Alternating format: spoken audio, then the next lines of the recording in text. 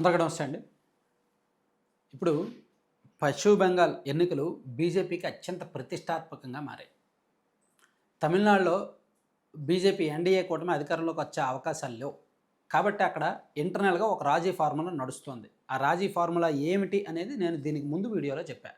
తమిళనాడులో డీఎంకే అధికారంలోకి వచ్చే అవకాశం ఉంది. కారణాలు ఏంటి అనేది దీనికి ముందు వీడియోలో చెప్పాను. వీలైతే ఒకసారి చూడండి.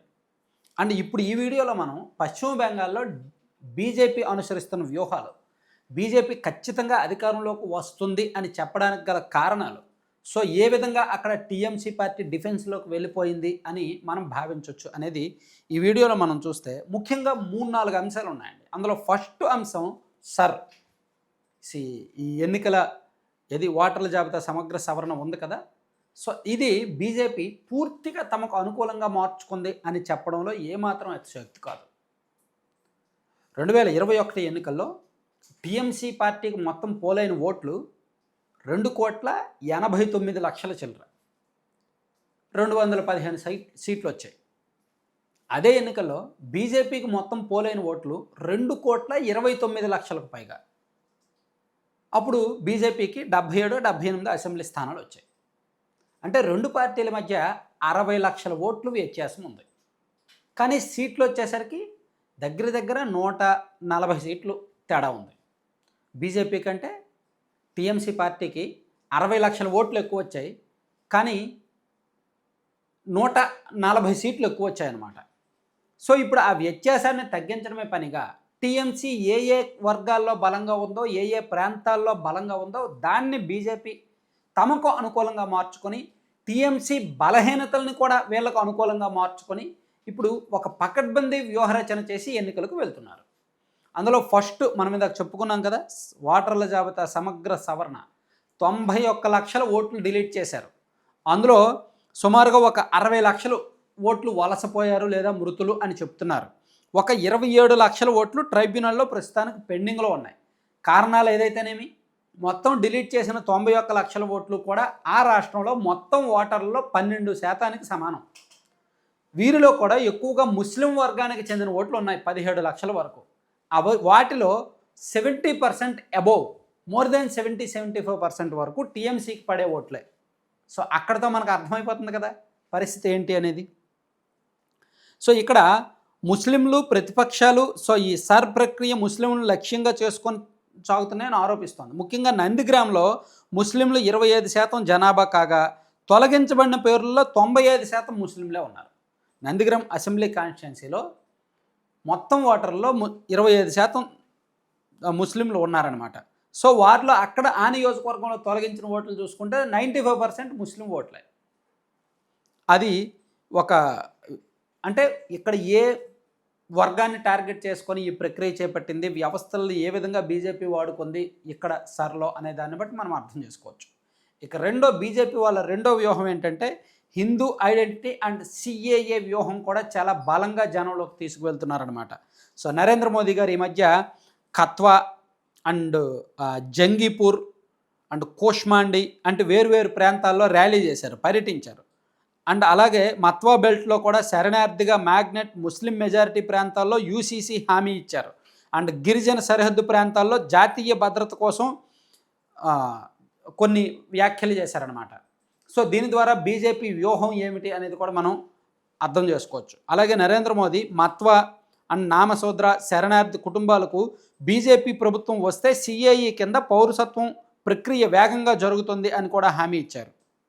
మీరు ఏ టీఎంసీ నాయకుని దయ వల్ల ఇక్కడ లేరు, రాజ్యాంగ రక్షణలో ఉన్నారు అని నేరుగా మత్వా ఓటర్లను ఉద్దేశించి నరేంద్ర మోదీ ప్రసంగించడం ద్వారా సిఏఏకి సంబంధించి వీళ్ళు ఎంత ప్రతిష్టాత్మకంగా తీసుకున్నారు, ఆ రాష్ట్రంలో అమలు చేయడానికి ఎంత స్ట్రాంగ్గా ఉన్నారు అనేది కూడా బీజేపీ వ్యూహరచన అర్థం చేసుకోవచ్చు.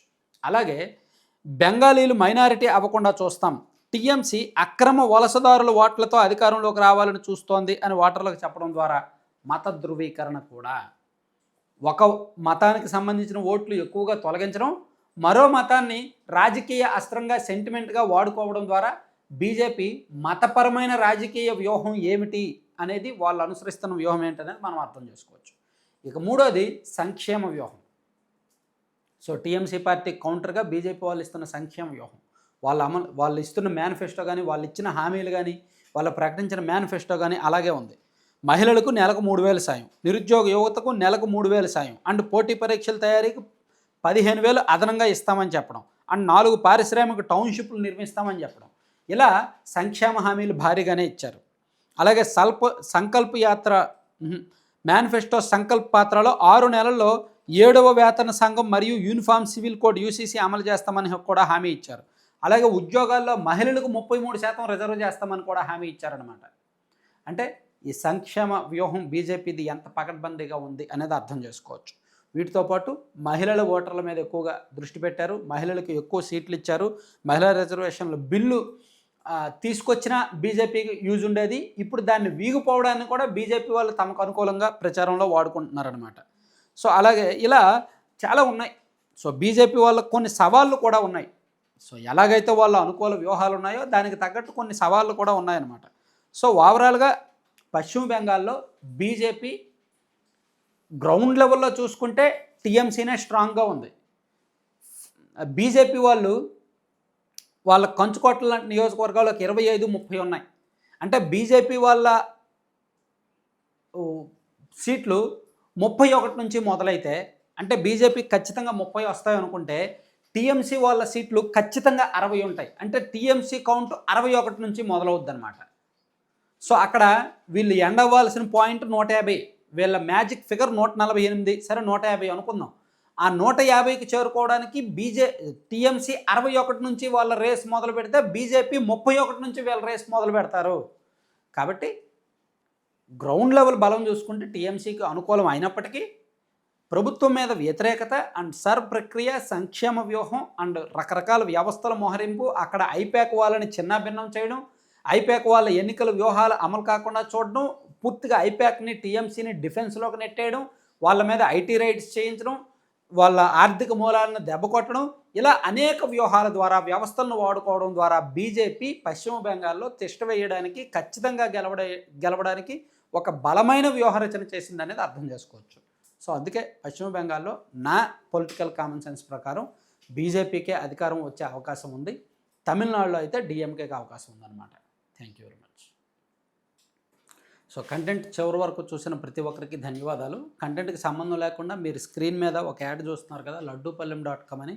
సో వీళ్ళ ప్రత్యేకత ఏంటంటే millets, seeds, dry fruits, nuts, ఇటువంటి భిన్నమైన ఆర్గానిక్ అండ్ హెల్దీ ఇంగ్రీడియంట్స్తో వీళ్ళు లడ్డూలు చేస్తారు, హాట్ స్నాక్స్ చేస్తారు అండ్ హెల్దీ పౌడర్స్ చేస్తారనమాట. వీళ్ళ దగ్గర మిల్లెట్స్తో చేసిన లడ్డూలు ఉంటాయి, అంటే రాగి, సజ్జ, జొన్న, కొర్ర అండ్ అవిసె గింజలు, పొత్తిడి గింజలు, గుమ్మడి గింజలు, మఖానా, మల్టీ సీడ్స్ అండ్ ఇలా రకరకాల లడ్డూలు. వీటితో పాటు వీళ్ళ దగ్గర అంటే హాట్ స్నాక్స్ ఉంటాయి, ప్లస్ ఏబీసీ పౌడర్ అంటే Apple beetroot carrot powder, protein powder, Amla beetroot carrot powder, dry dates powder ఉంటాయి, ప్లస్ మునగాకు పొడి, జామాకు పొడి, ఇలా భిన్నమైన ఐటమ్స్ ఉంటాయన్నమాట. మీకు కావాలి అనుకుంటే laddupalyam.com అనే వెబ్సైట్ విజిట్ చేసి ఆర్డర్ చేసుకోవచ్చు.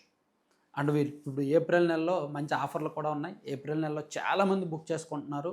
వీళ్ళది ఫస్ట్ యానివర్సరీ సందర్భంగా ఈ నెల మొత్తం ఫ్రీ షిప్పింగ్ ఉంది అండ్ 10% డిస్కౌంట్ ఉంది అండ్ కొన్ని కాంప్లిమెంట్ ప్యాకింగ్స్ కూడా పంపిస్తున్నారు. అండ్ మీకు ఎవరికైనా కావాలి అంటే వెబ్సైట్లో ఆర్డర్ చేసుకోవచ్చు, లేదా 9997839994 ఎన్ఆర్ఐలు ఎవరైనా ఈ నెంబర్కి ఫోన్లో వాట్సాప్ మెసేజ్ ద్వారా ఆర్డర్ చేసుకుంటే బెటర్. ఆన్లైన్లో ఎన్ఆర్ఐ వాళ్ళకంటే ఇతర దేశాల వాళ్ళకి షిప్పింగ్ ఛార్జెస్ ఎక్కువ, సరిగ్గా చూపించట్లేదు కాబట్టి బుకింగ్ అవ్వట్లేదు అనమాట.